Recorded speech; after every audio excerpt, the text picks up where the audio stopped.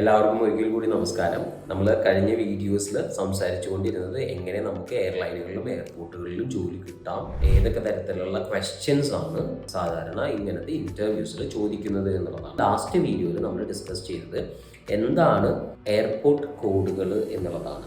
ഒരു എയർപോർട്ടിനെ റെക്കഗ്നൈസ് ചെയ്യാൻ വേണ്ടിയിട്ട് ഒരു 3 ലെറ്റർ യുണീക്ക് കോഡുകൾ കൊടുക്കുന്നത് പോലെ തന്നെ എയർലൈനുകളെ റെക്കഗ്നൈസ് ചെയ്യുന്നതിന് വേണ്ടിയിട്ട്, ഐഡന്റിഫൈ ചെയ്യുന്നതിന് വേണ്ടി യുണീക്ക് കോഡ് അവർക്ക് കൊടുക്കുന്നുണ്ട്. ഈ കോഡുകൾ ചിലപ്പോൾ 2 ലെറ്റേഴ്സ് ആവാം, അല്ലെങ്കിൽ ഒരു ലെറ്ററും ഒരു ഡിജിറ്റും ആവാം എന്നുള്ളതാണ്. ഇന്റർനാഷണൽ എയർ ട്രാൻസ്പോർട്ട് അസോസിയേഷൻ അയാട്ടെയാണ് ഈ കോഡുകൾ കൊടുക്കുന്നത്. ആ എയർലൈനിന്റെ ആക്ടിവിറ്റീസ്, അതായത് അവരുടെ ടിക്കറ്റുകൾ, അവരുടെ ടാരിഫ്, അവരുടെ ടെലികമ്മ്യൂണിക്കേഷൻ, എയർ വെഹിക്കിൾസ്, ഇതിലെല്ലാം ഈ കോഡുകളാണ് അവർ കൊടുക്കുന്നത്.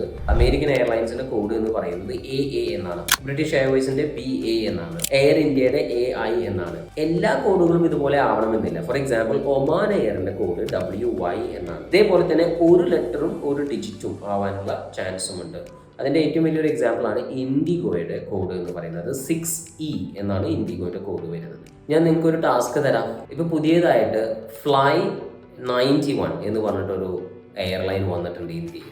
അവരുടെ കോഡ് കണ്ടുപിടിച്ചിട്ട് കമൻറ്റ് ബോക്സിൽ എഴുതും. Thank you.